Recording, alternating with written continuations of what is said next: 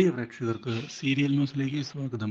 കൂടുതൽ സീരിയൽ ന്യൂസുകൾ അതിവേഗം ലഭിക്കുന്നതിന് ഈ ചാനൽ സബ്സ്ക്രൈബ് ചെയ്യുക. ബെൽ ഐക്കൺ മറക്കാതെ ക്ലിക്ക് ചെയ്യുക.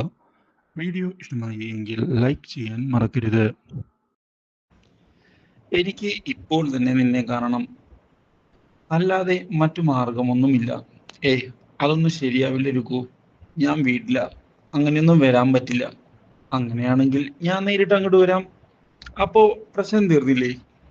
രുക്കു, നീ ആവശ്യമില്ലാത്ത തമാശ കളിക്കാൻ നിൽക്കല്ലേ, കാര്യങ്ങൾ കൈവിട്ടു പോവും. അതുകൊണ്ട് തന്നെയാ ഞാൻ പറയുന്നത്, എന്നെ കാണാൻ ഇങ്ങോട്ട് വരാൻ. ഇനിയും കാത്തിരിക്കാനൊന്നും എന്നെ കൊണ്ട് പറ്റില്ല.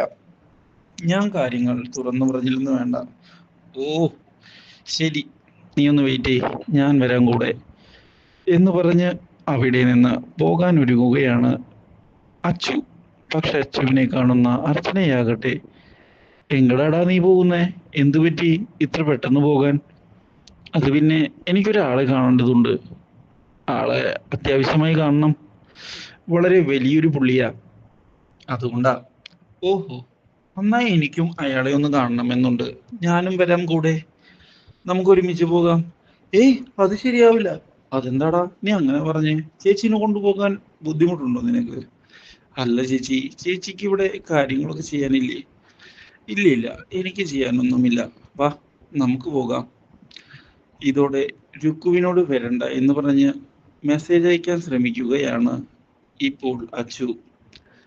അതിനുള്ള സമയം കൊടുക്കാതെ അർച്ചന, വാടാ, എന്തിനാ ലേറ്റ് ആകുന്നേ? പെട്ടെന്ന് പോയി ആളെ കണ്ടിട്ട് വരാം എന്ന് പറയുന്നു. ഇതോടെ ആകെ ഞെട്ടിപ്പോവുകയാണ് ഇപ്പോൾ അവൻ.